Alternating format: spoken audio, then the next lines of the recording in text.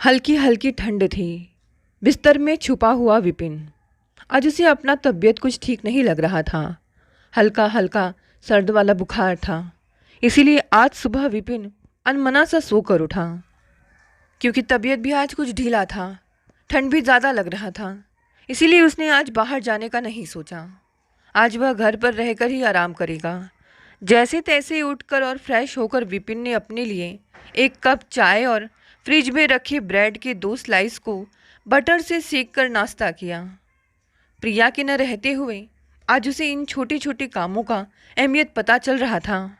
पिछले कई महीनों से वह बाहर के खानों से अपना काम चला रहा था, लेकिन इन छोटी छोटी चीज़ों के लिए कहाँ वह बाहर जाता फिरेगा। विपिन के पिता उसके पैदा होने के पहले ही गुजर गए थे और माँ 3 साल बाद दुख और तनाव की वजह से चल बसी। वह एकदम अकेला था। उसकी परवरिश उसकी निशा बुआ ने की थी, जो उसे बहुत प्यार करती थी। जैसे तैसे विपिन बड़ा हो गया। नौकरी शुरू करने के कुछ दिन बाद प्रिया उसकी ज़िंदगी में आ गई। फिर तो मानो उसकी ज़िंदगी ही बदल गई। वह इन्हीं ख्यालों में डूबा था कि अचानक उसके मोबाइल की घंटी बजी। फ़ोन ऑफिस से ही था। उसने फ़ोन उठा लिया और बात करने लगा। आज उसे रह रह कर प्रिया की याद आ रही थी। बेमन से उसने टीवी चालू कर दिया और अपने पसंदीदा चैनल की खोज में फटाफट चैनल बदलने लगा। तभी उसे याद आया कि जब भी ऐसा करता था तो प्रिया उसे डांट दिया करती थी। क्या कर रहे हो? ना खुद कुछ देखते हो, ना दूसरों को कुछ देखने देते हो। मुझे पता है कि तुम गुस्से में हो, पर अपना गुस्सा इस पर क्यों निकाल रहे हो? कुछ खराब हो जाएगा तो बिना मतलब के ही खर्च करना पड़ जाएगा। लाओ रिमोट मुझे दो। और वह रिमोट उसके हाथ से ले लिया करती थी। तुम्हें कैसे पता कि मैं गुस्से में हूँ? मुझे सब पता चल जाता है। यह कहकर वह ज़ोर से हंस दिया करती थी। उसकी हंसी में मेरा गुस्सा न जाने कहाँ चला जाता था। आज पता नहीं क्यों उसे प्रिया की याद बार बार आ रही थी। वह उसे चाह कर भी भूल नहीं पा रहा था। अचानक उसके जहन में प्रिया से हुई उसकी पहली मुलाकात का पूरा दृश्य किसी फिल्म की तरह घूमने लगा। विपिन को मुंबई की एक नामचीन एमएनसी में नौकरी मिल गई थी और उसकी कंपनी ने उसे रहने की सुविधा भी दे रखी थी। इसीलिए वह बिल्कुल टेंशन फ्री था। उसकी बुआ भी यह जानकर बहुत खुश थी, क्योंकि मुंबई में मूल समस्या रहने की ही होती है। विपिन को फ्लैट अंधेरी में मिला हुआ था और उसका ऑफिस नरीमन पॉइंट में था, और दोनों ही लोकेशन ऐसे थे कि उसे आने जाने में भी ज़्यादा दिक्कत नहीं होती थी। विपिन अपने व्यवहार और कुशल कार्यशैली के कारण ही कुछ ही समय में अपनी कंपनी में काफ़ी लोकप्रिय हो गया था। उसकी बॉस उसके परफॉर्मेंस का उदाहरण दूसरों को दिया करती थी। एक दिन उसके बॉस ने उसे बताया कि उसकी कंपनी एक नया प्रोडक्ट लॉन्च करने वाली है, जिसकी मार्केटिंग टीम को उसे ही लीड करना है। साथ ही उसने यह भी कहा कि उसे एड कंपनी से भी कोऑर्डिनेट करना होगा, जिसे उस प्रोडक्ट का विज्ञापन तैयार करने की जिम्मेदारी दी गई है, ताकि सब कुछ दिए गए टाइम फ्रेम में हो सके। यह सुनकर विपिन बहुत खुश हुआ और इसने यह जानकारी अपनी बुआ को भी दी। अगले ही दिन उसे एड कंपनी के ऑफिस जाने को कहा गया, जहां उसे टीम लीडर प्रिया से मिलना था। साथ ही उसकी बॉस ने उसे प्रिया का नंबर भी दे दिया, ताकि ऑफिस ढूंढने में अगर कोई परेशानी हो तो वह उससे बात कर सके। विपिन लंच के बाद अपने ऑफिस से निकला और बड़ी आसानी से एड कंपनी के ऑफिस में पहुंच गया। कुछ देर इंतज़ार करने के बाद ऑफिस बॉय ने उसे मीटिंग रूम तक पहुंचा दिया। मीटिंग में प्रिया के अलावा 2 और लोग थे। एक आम परिचय के बाद एड कैंपेन पर लंबी बातचीत चली। बीच बीच में विपिन अपनी बॉस को भी अपडेट करता रहा। टी ब्रेक में थोड़ी पर्सनल बातचीत भी हुई। विपिन ने अपने बारे में विस्तार से बताया और यह भी कहा कि वह इस प्रोजेक्ट को लेकर काफ़ी उत्साहित है और यह चाहता है कि यह पूरी तरह से सफल हो जाए। प्रिया ने भी उसे एश्योर किया कि उसकी पूरी टीम अपना बेस्ट देगी, भले ही हमें शॉर्ट नोटिस पर ही मिलना क्यों ना पड़े। विपिन ने धीरे से कहा कि वह बैचलर है, इसीलिए उसे लेट सीटिंग से भी कोई दिक्कत नहीं होगी, क्योंकि वह अंधेरी में ही रहता है। इस पर प्रिया ने मुस्कुराते हुए कहा कि बैचलर तो वह भी है और अंधेरी में ही रहती है। अगर ज़रूरत पड़ती है तो वह भी लेट सिटिंग को तैयार है। उस दिन मीटिंग काफ़ी देर तक चली। प्रिया भी उसके साथ ही ऑफिस से निकली। दोनों कुछ देर तक साथ रहे। प्रिया ने उसे अपने बारे में बताया, विपिन ने भी उसे अपने बारे में बताया और फिर दोनों अलग अलग ऑटो लेकर निकल गए। घर पहुंचकर विपिन बहुत देर तक इस प्रोजेक्ट के बारे में सोचता रहा। अगर वह इसमें सफल हो जाता है तो जाहिर है उसके करियर को अच्छा ग्रोथ मिल सकता है। उसे प्रिया भी काफ़ी अच्छी लगी। अपने काम की एक्सपर्ट, सुलझी हुई, मिलनसार और विनम्र भी, ठीक वैसी ही जैसी वह लाइफ पार्टनर चाहता है। उसे खुद पर भी हंसी आ गई। क्या क्या सोच लिया उसने। दूसरे दिन ऑफिस पहुंचकर उसने अपनी बॉस को पूरी जानकारी दी और उन्होंने विपिन के काम की प्रशंसा करते हुए कहा कि वह बाकी चीज़ों को छोड़कर अभी सिर्फ इस प्रोजेक्ट पर ध्यान दे, क्योंकि कंपनी इसे अगले महीने ही बाजार में लाना चाहती है और इसके लिए अगर उसे हफ्ते भर अंधेरी में ही बैठना पड़े तो भी चलेगा, पर काम समय से पहले पूरा हो जाना चाहिए। विपिन ने उन्हें बड़े ही स्पष्ट शब्दों में कहा, मैडम प्लीज़ ट्रस्ट मी। आपने जो ट्रस्ट मेरे ऊपर किया है उसे कभी टूटने नहीं दूंगा। मेरे लिए भी यह एक चैलेंज की तरह है जिसे मैं सही तरीके से अंजाम तक पहुंचा के ही कोई दूसरा काम करूंगा। मुझे तुम पर पूरा ट्रस्ट है विपिन, तभी तो मैंने इसके लिए तुम्हें सिलेक्ट किया है और मुझे पूरा विश्वास है कि तुम मुझे निराश नहीं करोगे। बिल्कुल नहीं मैडम, मैं जानता हूँ मेरे कुछ सीनियर इस बात को लेकर आपसे नाराज़ भी हैं, फिर भी आप मेरे साथ हैं। विपिन डोंट वरी, तुम बस इस काम पर ध्यान दो। थैंक्स मैडम, विपिन ने बहुत संजीदगी से कहा और अपने काम में लग गया। पूरा एक हफ्ता मार्केटिंग स्ट्रैटेजी बनाने और मीटिंग में निकल गया और अगला हफ्ता उसने पूरी तरह से ऐड कंपनी के लिए ही फ्री रखा था, ताकि इस बार सब कुछ फाइनल करके सेल्स हेड और सीईओ के लिए प्रेजेंटेशन रखा जा सके। उसने प्रिया को पहले से ही फ़ोन करके अपने 3 दिन का प्रोग्राम बता दिया था और प्रिया ने भी उससे वादा किया था कि उसकी तरफ से सब कुछ तैयार है और डेडलाइन के पहले ही वह उसे फाइनल कॉपी सौंप देगी। अगले सोमवार को विपिन सीधे प्रिया के ऑफिस पहुंच गया और पूरे दिन वहीं रहा। उसने महसूस किया था कि प्रिया पहले की तुलना में उससे काफ़ी फ्री हो गई थी। प्रिया के लिए यह ऐड एक चैलेंज की तरह ही था और वह भी पूरी शिद्दत से उस काम में लगी हुई थी। आखिर सभी की मेहनत रंग लाई और जो ऐड तैयार हुआ वह काफ़ी आकर्षक था, जिसे ऐड कंपनी के डायरेक्टर ने भी देखते ही ओके कर दिया था। उस दिन भी विपिन और प्रिया साथ साथ ही निकले तो विपिन ने कहा, प्रिया आज तो एक कॉफ़ी बनती है मेरी तरफ से, आपने बहुत मेहनत की है। अच्छा, तो आप कॉफ़ी से ही काम चलाना चाहते हैं? अरे नहीं, मैं तो आपकी पूरी टीम को लंच दूंगा, बस एक बार प्रोजेक्ट लॉन्च हो जाने दीजिए और डिनर मेरी तरफ से, प्रिया ने कहा।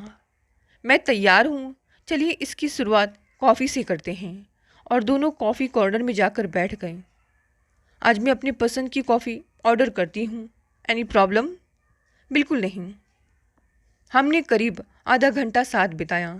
इस दरमियान हमने एक दूसरे से काफ़ी बातें शेयर की, मसलन हमारी रुचि, हमारी फैमिली, फ्यूचर प्लान आदि। मैंने उसे बताया कि मुझे मुंबई काफ़ी पसंद है और मैं शायद यहीं सेटल होना पसंद करूँगा। उसने भी मुझे बताया कि उसके पास तो मुंबई के अलावा कोई ऑप्शन नहीं है और ना ही उसे किसी और शहर में इंटरेस्ट है।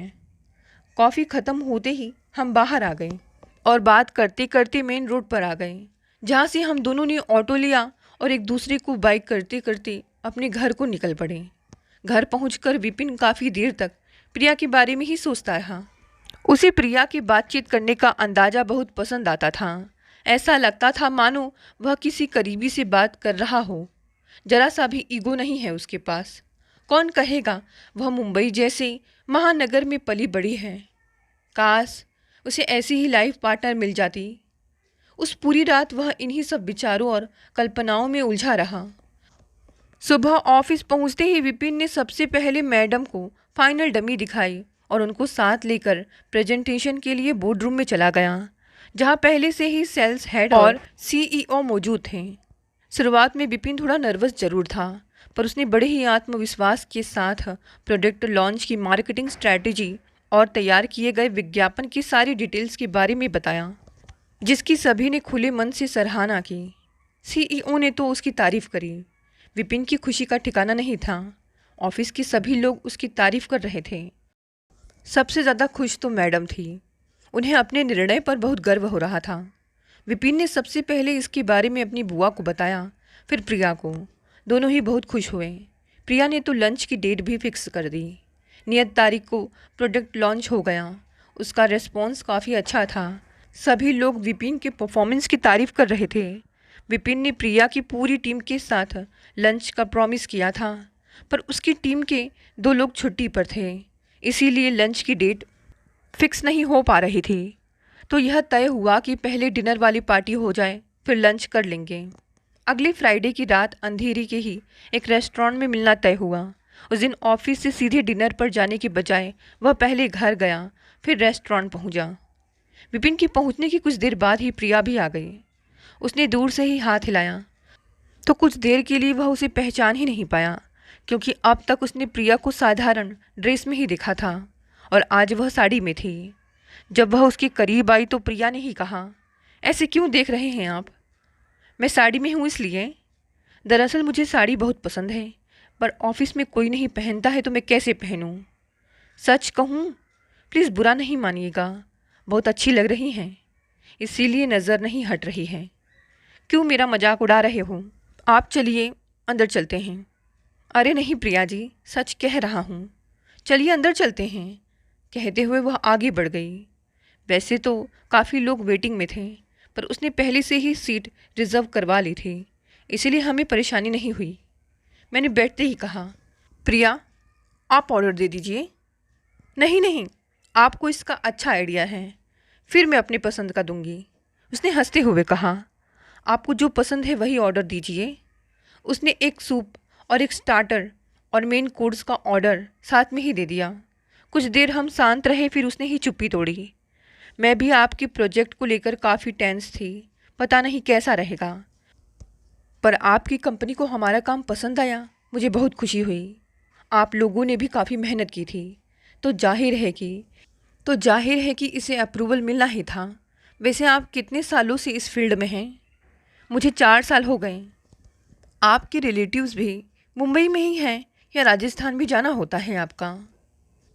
हमारे अधिकांश रिलेटिव मुंबई में ही हैं, पर राजस्थान से कनेक्शन हैं अभी भी। पर अक्सर पापा ही जाते हैं, मेरा तो जाना नहीं होता। तब तक वेटर ने खाना सर्व कर दिया, पर हमारी बातचीत चलती रही। एक बात पूछ सकता हूँ? बुरा तो नहीं मानेंगी? पूछने के लिए इजाज़त की ज़रूरत नहीं, आप पूछ सकते हैं। आपकी ज़िंदगी में कोई तो होगा ही। ऐसा कैसे कह सकते हैं आप? उसने मुस्कुराते हुए कहा, सॉरी अगर आपको बुरा लगा। देखिए, मेरी ज़िंदगी में कोई नहीं है। हाँ, काफ़ी लड़के मेरे फ्रेंड हैं। शादी के बारे में आपने क्या सोचा है? आप तो आज इंटरव्यू लेने के मूड में हैं। नहीं, ऐसा कुछ भी नहीं, बस ऐसे ही पूछ लिया। शादी तो करना चाहती हूँ, कुछ लड़कों से इस सिलसिले में मिली भी हूँ, पर उन्हें मेरी जॉब को लेकर प्रॉब्लम थी, इसीलिए बात आगे नहीं बढ़ी। कैसी प्रॉब्लम? विपिन, मैं जिस फील्ड में हूँ वहाँ टाइमिंग फिक्स नहीं होता। कभी कभी देर रात तक क्लाइंट के या अपने ऑफिस में रहना पड़ता है, या कभी कभी मुंबई से हफ्ते 15 दिन के लिए बाहर जाना होता है। क्लाइंट के साथ लंच या डिनर भी करना होता है, और हर एक लड़के को ऐसी लड़की अच्छी नहीं लगती। उन्हें हमारे कैरेक्टर पर शक होने लगता है, तो फिर शादी का औचित्य ही क्या रह जाता है। तो बेहतर है कि ऐसे लोगों से बात ही आगे नहीं बढ़ाई जाए। मुझे मेरा जॉब बहुत पसंद है, मैं तो इसे नहीं छोड़ सकती और ना ही चेंज कर सकती हूँ। प्रिया, अगर मैं आपसे यह कहूँ कि मुझे आपकी जॉब से कोई परेशानी नहीं है, तो क्या आप मुझसे शादी करना चाहेंगी? मैं सीरियसली बोल रहा हूँ। पता नहीं यह सब कैसे बोल गया। प्रिया ने पल भर के लिए खाना रोक दिया और मेरी आंखों में देखा। शायद उसे इस सवाल की उम्मीद नहीं थी, या वह इस सवाल के लिए तैयार नहीं थी। कुछ देर के लिए सिर्फ हम दोनों एक दूसरे को देख रहे थे। चुप्पी प्रिया ने ही तोड़ी। विपिन, जहाँ तक मैं आपको समझ पाई हूँ, मुझे आप एक अच्छे इंसान लगे।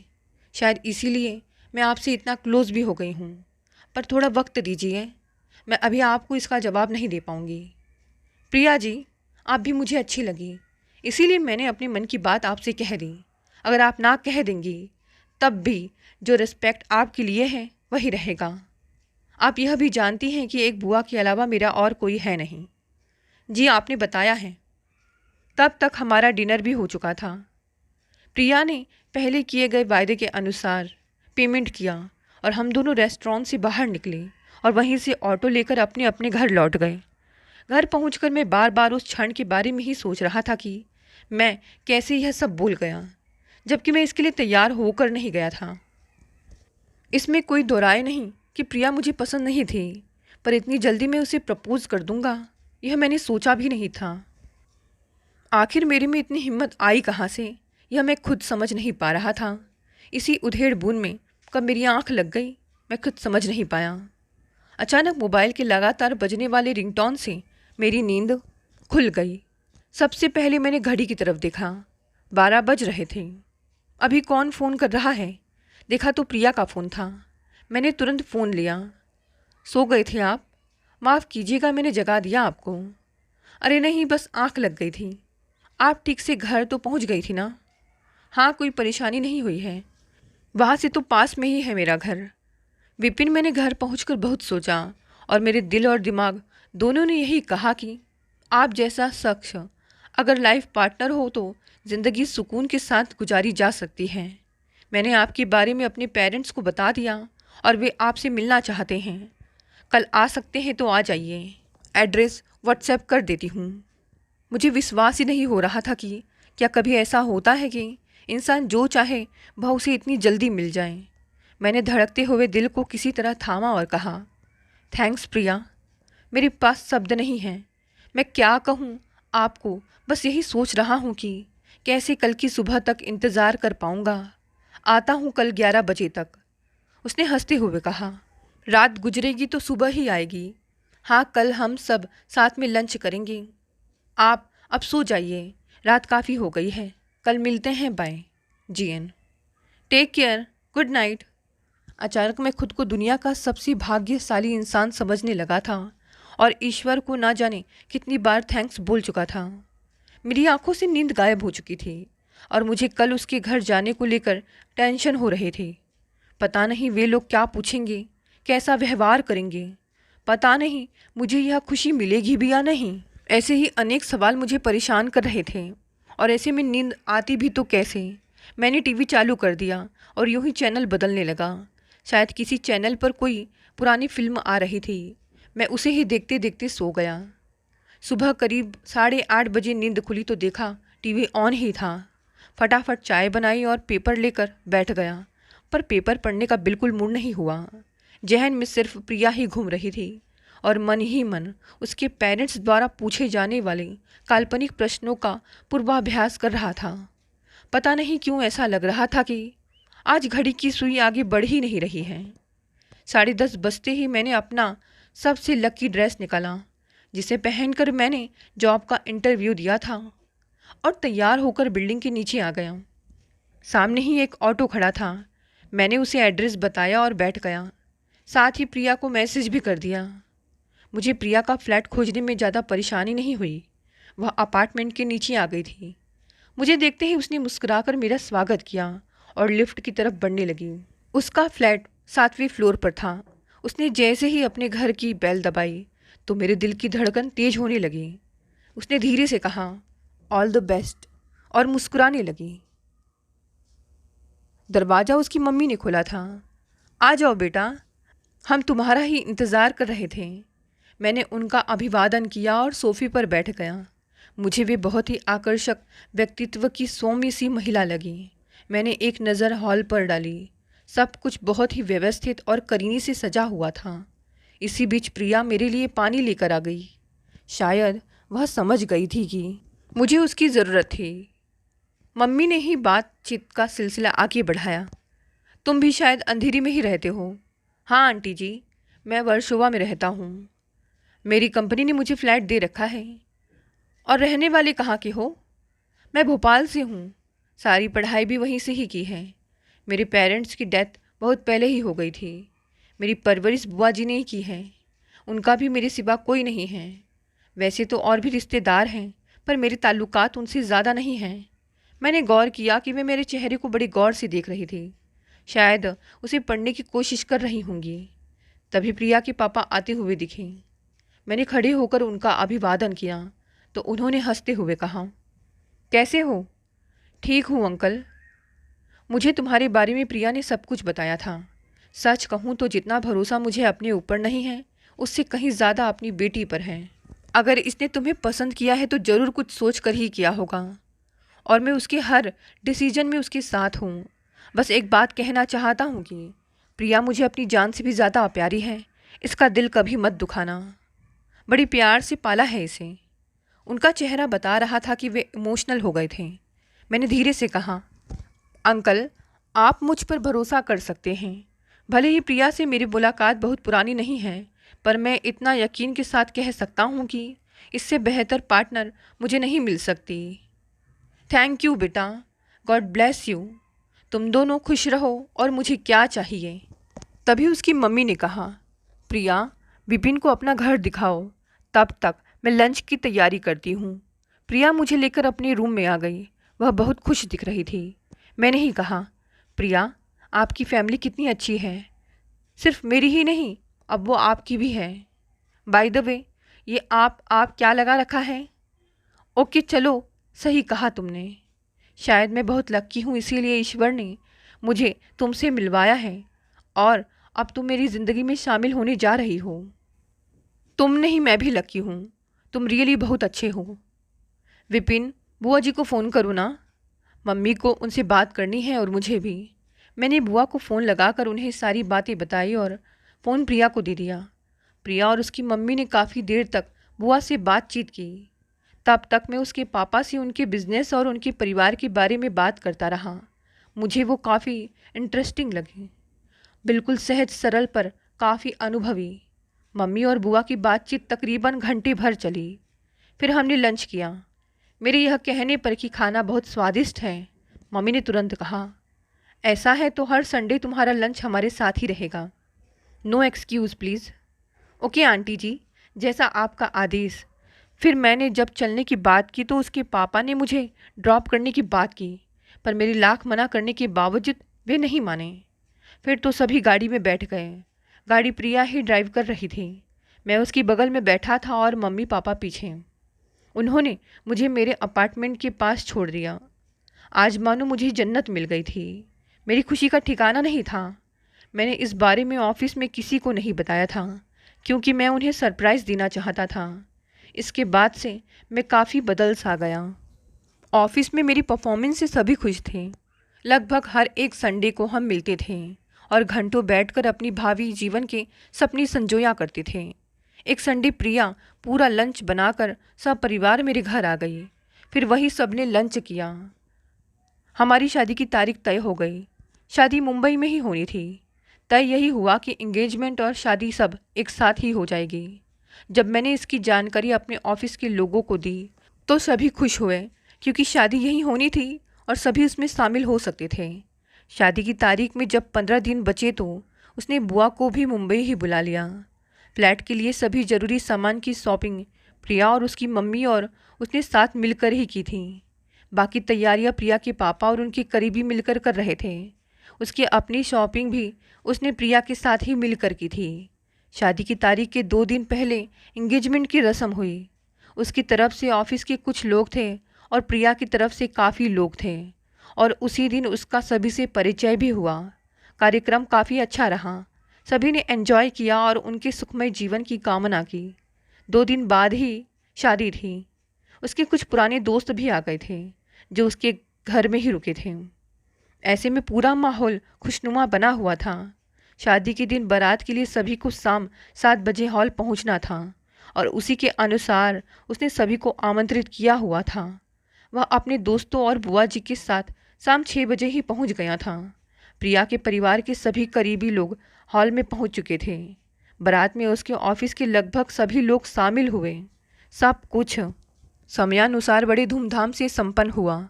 विपिन के दोस्तों ने जब प्रिया को देखा तो उन्होंने विपिन को सही मामले में लक्की माना। शादी का मुहूर्त रात का था। खाने की व्यवस्था बहुत ही बढ़िया थी। सभी लोग पूरे आयोजन की दिल से तारीफ कर रहे थे। मुहूर्त के अनुसार 7 फेरे के साथ शादी संपन्न हो गई और विदाई की रस्म के साथ वह प्रिया को लेकर अपने घर आ गया। उसके दोस्त भी अगले दिन ही लौट गए, पर उसने बुआ जी को 1 हफ्ते के लिए रोक लिया था। उसने 1 हफ्ते की छुट्टी ले रखी थी। इसी बीच जैसे बुआ या फिर प्रिया की मम्मी कहती थी वैसा ही दोनों कर लिया करते थे। अगले संडे को बुआ को भोपाल लौटना था। उस दिन प्रिया के पेरेंट्स भी आ गए थे और सब लोग साथ ही एयरपोर्ट गए। बुआ ने दोनों को जी भर कर आशीर्वाद दिया और प्रिया से कहा, मैं इसे तुम्हारे हवाले कर रही हूँ, अब तुम ही इसकी सब कुछ हो। प्रिया ने भी हंसते हुए बुआ को इसका आश्वासन दिया। प्रिया का साथ मिलते ही विपिन की ज़िंदगी को मानो पर लग गया था। वह बहुत ही खुश रहने लगा था। प्रिया वाकई बुआ को दिए गए प्रॉमिस को पूरा कर रही थी। वह ऑफिस की अपनी जिम्मेदारियों के साथ साथ विपिन का भी पूरा ख्याल रखती थी।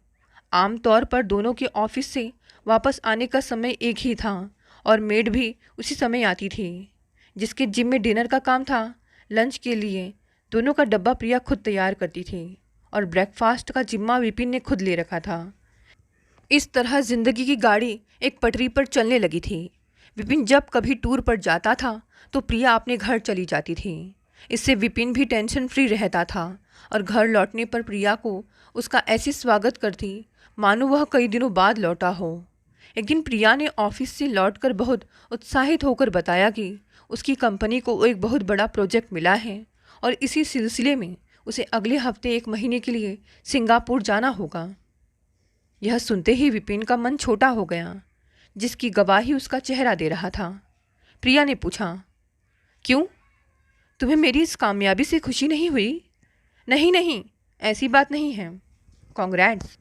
इनफैक्ट मैं यह सोच रहा था कि हमारी नई नई शादी हुई है, ऐसे में तुम्हारा इतने दिनों के लिए जाना मुझे परेशान कर रहा है।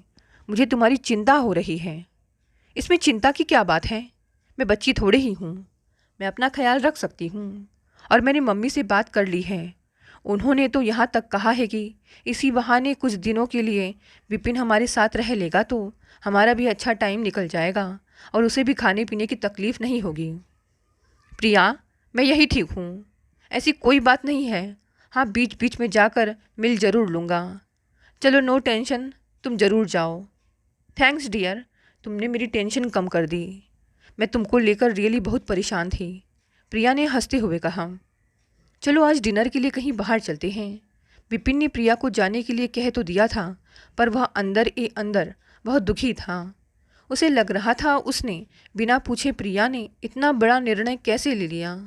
क्या प्रिया के लिए उसकी कोई अहमियत नहीं? अगर ऐसा ही हर बार होता रहा तो क्या ज़िंदगी की गाड़ी चल पाएगी? ऐसे तमाम सवाल उसे बार बार परेशान कर रहे थे। वह बाहर से खुद को बहुत खुश दिखाने की कोशिश जरूर कर रहा था। 1 हफ्ता कुछ जल्दी ही गुजर गया। सिंगापुर के लिए संडे अर्ली मॉर्निंग की फ़्लाइट थी, जिसका टिकट क्लाइंट ने ही बिजनेस क्लास में बुक किया था, जिसे लेकर प्रिया बहुत उत्साहित थी। उसके पापा गाड़ी लेकर आ गए थे और हम सब मिलकर उसे छोड़ने एयरपोर्ट गए थे। चेक इन के लिए अंदर जाते वक्त उसकी आंखें गीली हो गई थी। वह बार बार कह रही थी, विपिन, तुम ठीक से रहना, मम्मी के पास चले जाओ ना, अकेले तुम टेंशन में ही रहोगे। पर मुझे उस समय यह सब नाटकीय लग रहा था। एयरपोर्ट से लौटते वक्त मम्मी ने भी मुझे घर चलने के लिए कहा था, पर मैंने कह दिया था कि छुट्टियों के दिन आ जाया करूँगा। घर पहुँचने पर ऐसा लगा कि जैसे घर काटने को आमादा हो गया हो। प्रिया मेरे लिए पूरे 2 दिन का खाना फ्रिज में रख कर गई थी, इसलिए खाना बनाने का टेंशन तो नहीं था, पर ऐसा लगता था मानो कोई ऐसी चीज़ अचानक गायब हो गई हो जो मेरी आदत में शुमार हो। प्रिया ने सिंगापुर पहुंचते ही मुझे मैसेज कर दिया था, इसीलिए एक टेंशन से उसे मुक्ति मिल गई थी। किसी तरह संडे का दिन बीता। मंडे सुबह जब वह ऑफिस पहुंचा तो उसका मूड उखड़ा उखड़ा सा था। पूरे दिन उसका काम में मन नहीं लगा। प्रिया ने सुबह ही उसे मैसेज किया था कि उसके लिए जो अरेंजमेंट्स वहाँ किए गए हैं उससे वह संतुष्ट हैं और वह पूरी तरह कोशिश करेगी कि अपना बेस्ट दे सके। साथ ही उसने यह भी लिखा था कि वह उसे बहुत मिस कर रही है। विपिन के जहन में एक बात बार बार आ रही थी कि अगर प्रिया इतनी करियर माइंडेड है तो आगे सब कुछ कैसे चलेगा। हालांकि यही सच है कि उसने पहले ही सब कुछ क्लियर किया था, पर अमूमन शादी के पहले लड़कियां अपने करियर को लेकर काफ़ी सीरियस रहती हैं, पर शादी के बाद इतना सीरियसनेस, इस बात को वह स्वीकार नहीं कर पा रहा था। आज प्रिया को गए 15 दिन हो गए थे और इसी बीच शायद ही कोई ऐसा दिन नहीं रहा होगा जब प्रिया ने उससे यह नहीं कहा होगा कि उसके बगैर उसे बिल्कुल अच्छा नहीं लग रहा है। पर विपिन को लगता था कि प्रिया कम से कम उससे एक बार पूछ तो लेती कि उसे ऑफिस के काम से सिंगापुर जाना है, वह थोड़ी ही उसे मना करता। उसे यही बात बार बार परेशान करती थी। इसी सोच विचार में वह दिन भी आ गया जिस दिन उसे मुंबई पहुंचना था। प्रिया के पापा अपनी गाड़ी लेकर आ गए थे और विपिन को लेकर एयरपोर्ट पहुंच गए। नियत समय पर प्रिया की फ़्लाइट आ गई और वह कुछ ही देर में बाहर आ गई। उसने दूर से ही चहकते हुए हाथ हिलाया और करीब आकर सबसे पहले विपिन से ही कहा था, तुम्हें बहुत मिस किया मैंने। इस पर उसके पापा ने हंसते हुए कहा था कि फिर तो हम बेकार ही परेशान हो रहे थे। एयरपोर्ट से निकलकर गाड़ी में बैठने तक के समय में ही प्रिया ने पूरे 1 महीने की रूटीन सुना डाली थी। उसकी मम्मी ने जब कहा कि पहले उनके घर ही चलते हैं तो प्रिया ने मना कर दिया कि नहीं, वह पहले अपने घर ही जाएगी। घर पहुंचते ही सबसे पहले प्रिया ने बाहर से खाने का ऑर्डर दिया और अस्त व्यस्त घर को ठीक करने में लग गई। खाना आते ही दोनों ने खाना खाया और फिर प्रिया ने उसके लिए बतौर गिफ्ट खरीदे गए शर्ट, जीन्स, परफ्यूम का पैकेट देते हुए कहा, यह सब मैंने अपनी पसंद से खरीदा है। मुझे पूरी उम्मीद है कि तुम्हें पसंद आएगा। मुझे पता है विपिन, तुम्हें बहुत तकलीफ़ हुई होगी, पर क्या करूं, ऐसे मौके कम ही मिलते हैं। देखो ना, अभी इस प्रोजेक्ट में मुझे कम से कम 2 हफ्ते और लगेंगे, तब जाकर यह कंप्लीट होगा। बस थोड़ा सा और कोऑपरेट कर दो, फिर मेरा पूरा समय तुम्हारे लिए होगा। इसके बाद करीब 3 हफ्ते तक प्रिया लगभग लेट ही आती थी, जबकि वह समय पर आ जाता था। प्रिया यह महसूस करती थी कि विपिन उससे थोड़ा खींचा खींचा सा रहता है, पर अपनी तरफ से नॉर्मल रहने की वह पूरी कोशिश करती थी। प्रिया को प्रोजेक्ट रिपोर्ट अगले संडे तक फाइनल करनी थी, जिसके लिए उसे संडे को ऑफिस जाना था और विपिन उस दिन मूवी देखने जाने के मूड में था। पर प्रिया ने उससे कहा कि उसके करियर का सवाल है, इसलिए बस इस संडे तक वह बिज़ी है। उसके बाद कुछ दिन वह कोई काम नहीं लेगी। नियत समय पर रिपोर्ट सबमिट हो गई। प्रिया को सभी ने सराहा और उसे प्रमोशन भी मिल गया। प्रिया ने विपिन से कहा कि एक दिन वर्किंग डे में ही छुट्टी ले लेते हैं और पूरे दिन बाहर घूमते हैं, पर विपिन ने इस पर अपनी सहमति नहीं दी। उस रात डिनर के बाद प्रिया ने विपिन से पूछ ही लिया, विपिन, शायद तुम मुझसे नाराज़ हो, तुम्हारी परेशानी मैं समझ सकती हूँ, पर क्या करूँ, मैं उस ऑफ़र को छोड़ नहीं सकती थी। नहीं, मैं नाराज़ नहीं हूँ, तुम झूठ बोल रहे हो, मैं समझ सकती हूँ। तो फिर पूछ क्यों रही हो? मैं कितनी तुम्हें सच्चाई बता चुकी हूँ। उन 1 महीनों में शायद ही कोई दिन होगा जिस दिन मैंने तुम्हें मैसेज नहीं किया हो। तो फिर गई ही क्यों थी? जब इतना प्यार था तो जाना ही नहीं चाहिए था। विपिन, मेरे ऑफिस में उस काम को मेरे अलावा कोई नहीं कर सकता था। वह बहुत प्रेस्टीजियस कॉन्ट्रैक्ट था हमारी कंपनी के लिए, मुझसे भी ज़्यादा। विपिन, तुम गलत समझ रहे हो। तुमसे उसकी तुलना कैसे हो सकती है? तुम मेरे लिए क्या हो, यह मुझे बताने की ज़रूरत थोड़े ही है। इसीलिए शायद तुमने मुझसे पूछने की भी ज़रूरत नहीं समझी कि तुम्हें सिंगापुर जाना भी चाहिए या नहीं। विपिन, यह क्या बात है? पूछना यार। ऑफिस की ज़रूरत ही तो मुझे जाना था। हाँ, मैंने तुम्हें तुरंत फ़ोन इसलिए नहीं किया क्योंकि मैं तुम्हें सरप्राइज़ देना चाहती थी। क्यों? पूछ लेती तो तुम्हारा कद छोटा हो जाता। तुम बेवजह बात बढ़ा रहे हो, प्लीज़ सो जाओ। बात मैंने शुरू किया, तुमने? बेशक मैंने की, पर मुझे नहीं पता था कि तुम इस कदर भरे पड़े हो। छोटी सी बात को इतना बड़ा क्यों बना रहे हो? हम पति पत्नी हैं, बॉयफ्रेंड गर्लफ्रेंड नहीं हैं। और हाँ, तुम इतने पढ़े लिखे हो, समझदार हो, फिर ये टिपिकल हस्बैंड वाली लैंग्वेज क्यों बोल रहे हो? अच्छा, तो मैं टिपिकल हस्बैंड टाइप हूँ, तो शादी ही क्यों की मुझसे? Vipin, I am sorry, please सो जाओ।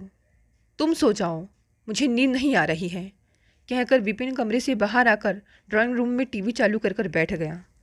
2-3 दिन यूं ही बगैर संवाद के गुजरा, जबकि प्रिया पहल करती रही और सारी जिम्मेदारियों को भी पूरी करती रही। एक दिन उसने ऑफिस से ही फ़ोन करके विपिन को बताया कि मम्मी ने आज डिनर पर बुलाया है, तो मुझे उनकी थोड़ी हेल्प करनी होगी, इसीलिए वह पहले ही चली जाएगी और उसे ऑफिस से सीधे वहीं आने को कहा। तो विपिन ने कहा कि आज वर्कलोड ज़्यादा है, उसे देर हो सकती है, अगर ज़्यादा देर होगी तो वह नहीं भी आ सकता है। इस पर प्रिया ने कहा कि कोई फ़र्क नहीं पड़ता, हम लोग वेट कर लेंगे, तुम ज़रूर आ जाना। दरअसल विपिन वहाँ जाना नहीं चाहता था, इसलिए उसने वर्कलोड का बहाना बना दिया और सीधे होटल से खाना पार्सल लेकर घर चला गया। इस बीच प्रिया का कई बार फ़ोन आ गया, पर वह सिर्फ मैसेज देकर छोड़ देता था। करीब रात 11 बजे प्रिया का मैसेज आया कि हमने तुम्हारा काफ़ी वेट किया और अब रात ज़्यादा हो गई है, इसलिए मैं यहीं रुक जाती हूँ, कल ऑफिस के बाद घर आ जाऊँगी। उसने उस मैसेज का कोई जवाब नहीं दिया। शाम को दोनों लगभग एक समय पर घर लौटे। प्रिया ने रोज की तरह 2 कप चाय तैयार की और सोफे पर बैठ गई। उसने विपिन से पूछा, चाय के साथ कुछ और लोगे? नहीं, आज मेरा चाय पीने का मूड नहीं है। तो पहले बता देती, नहीं बनाती। कॉफ़ी लोगे? नहीं, मेरा मूड नहीं है। तुम्हारे मूड को अचानक क्या हो गया है? ऑफिस में कुछ हुआ है क्या? नहीं, सब ठीक है। फिर कोई तो वजह होगी। तुम्हें सब कुछ बताना ज़रूरी है? क्यों नहीं, मैं तुम्हारी पत्नी हूँ। प्लीज़ बहस मत करो, शांति से जीने दो। इतना उल्टा क्यों बोल रहे हो? मैं ऐसा ही हूँ, तुम बिल्कुल ऐसे नहीं हो, इसीलिए बुरा लगा। हाँ, ऐसा था नहीं, पर अब हो गया हूँ, और अगर कुछ दिन तुम्हारे साथ रहा तो पक्का पागल हो जाऊँगा। अच्छा, मैं इतनी बुरी हूँ विपिन, तो फिर साथ रहने का क्या फ़ायदा? मैं अपने पापा के घर चली जाती हूँ। ऐसे भी हम लड़कियों का कोई घर तो होता नहीं है, जैसी तुम्हारी मर्जी। कहकर विपिन वहाँ से निकल गया। दूसरे दिन दोनों में कोई बात नहीं हुई। ऑफिस जाने के समय विपिन ने लंच का डब्बा भी नहीं लिया और बिना कुछ बोले निकल गया।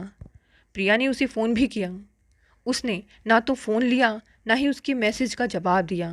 शाम में भी दोनों में कोई बात नहीं हुई। हाँ, विपिन ने उसे मैसेज दिया कि वह घर जा रहा है और फिर उसे दिल्ली के लिए निकलना है, शायद लौटने में 1 हफ्ता लग सकता है। उस दिन प्रिया मम्मी के पास चली गई। हालांकि उसके मूड को देखकर मम्मी को कुछ संदेह हुआ, पर उन्होंने पूछा नहीं। 1 हफ्ते में विपिन का कोई फ़ोन नहीं आया, पर हाँ 1-2 मैसेज का जवाब ज़रूर दिया था उसने। दिल्ली से लौटने की कोई सूचना उसने नहीं दी और प्रिया ने भी पहल नहीं की। हाँ, उसकी मम्मी ने ज़रूर विपिन से बात की, पर उसका जवाब बिल्कुल औपचारिक सा था। प्रिया ने भी अपनी मम्मी को सब कुछ बता दिया और कहा कि जब तक विपिन लेने नहीं जाएगा वह नहीं जाएगी। प्रिया की मम्मी ने विपिन की बुआ को फ़ोन किया था, तो उनकी बातों से लगा कि उन्हें इसकी कोई जानकारी नहीं थी, तो उन्होंने बताना भी उचित नहीं समझा, क्योंकि उन्हें विश्वास था कि जैसे ही दोनों का गुस्सा शांत होगा सब कुछ ठीक हो जाएगा। इसी कश्मकश में 5 महीने गुजर गए। आज न जाने क्यों उसे ऐसा लग रहा था कि उससे बहुत बड़ी गलती हो गई है। माना कि उसने सिंगापुर के बारे में पहले नहीं बताया तो क्या हुआ। ऐसा तो वह कई बार करता है कि सीधे घर पहुंचकर उसे बताता है कि रात 11 बजे की फ़्लाइट से चेन्नई जाना है, और प्रिया बिना किसी सवाल के आधे घंटे में उसका बैग तैयार कर देती है। और वह इतनी बेरुखी से उससे क्यों पेश आया? वहाँ रहकर भी वह उसके लिए कितनी परेशान रहा करती थी। अगर वह अपने करियर को लेकर सीरियस है तो इसमें बुराई क्या है? क्या वह अपने करियर को लेकर सीरियस नहीं है? क्या अपने मेल ईगो को संतुष्ट करने के लिए प्रिया जैसी लड़की के लिए ऐसा अमानवीय व्यवहार करना उचित था? उसे आज ऐसा लग रहा था मानो उससे कोई जघन्य अपराध हो गया हो और वह इसके लिए कभी खुद को माफ़ नहीं कर पाएगा। उसने बगैर और देर किए प्रिया को फ़ोन लगा दिया। प्रिया, मुझे माफ़ कर दो, मैं अब कभी भी तुम्हें निराश नहीं करूँगा। वादा करता हूँ एक अच्छा पति साबित होकर दिखाऊँगा। बस तुम मुझे फिर से एक मौका दे दो, प्लीज़ प्रिया। प्रिया की मुस्कुराहट ने जैसे सब कुछ ठीक हो जाने की सहमति दे दी। दोस्तों, ये कहानी यहीं समाप्त हो गई। कहानी पसंद आई तो इसे लाइक, शेयर, कमेंट करें। नए हैं तो चैनल को भी सब्सक्राइब कर लें। धन्यवाद दोस्तों, मिलते हैं अगली नई कहानी से।